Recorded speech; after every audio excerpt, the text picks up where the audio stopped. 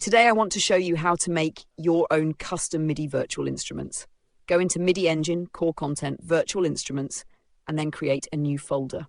We're going to create a custom strings virtual instrument. Let's call it Custom Strings. Inside that folder, you need to create 2 additional folders. The first folder is going to be Blueprints.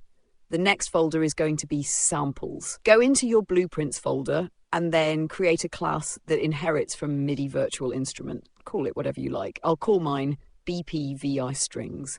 Open the blueprint. You can close it and then open it again so that it becomes a data-only blueprint. Give it whatever display name you want, but keep in mind the name you give here is the name that will appear when you edit your music sessions. For example, if I call this My Strings and then open the music session editor, you'll find My Strings here.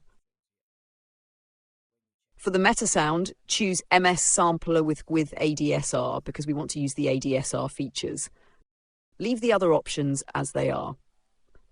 The next thing you want to do is reference samples. Note, you can't reference samples manually, but there's a script that comes with MidiEngine that you can use. Go back to Custom Strings, Samples folder, and import your samples here. I'll show you the naming format for samples. I have my samples here. The first character should be an S, followed by an underscore, then the name, followed by an underscore, the pitch, and then finally, velocity. MidiEngine expects your samples to have these 4 variables in their names. Also, note that you do not have to provide a sample for each and every pitch. MidiEngine will pitch shift samples automatically to compensate. Go ahead and import all the samples. The last thing you want to do is come back to your blueprints, right-click your virtual instrument blueprint, and then go to Scripted Asset Actions and choose Soft Ref Samples, which is short for Soft Reference Samples. The moment you click this, it will automatically reference all the samples you just imported. Okay, once you do this, you'll have a proper virtual instrument that will work at runtime. If I run this,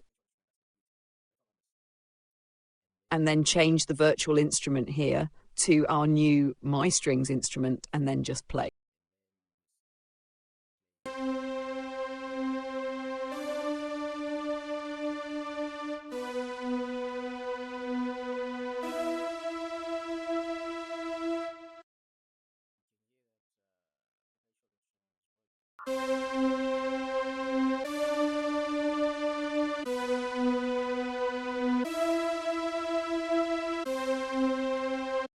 So that's how to make a new virtual instrument.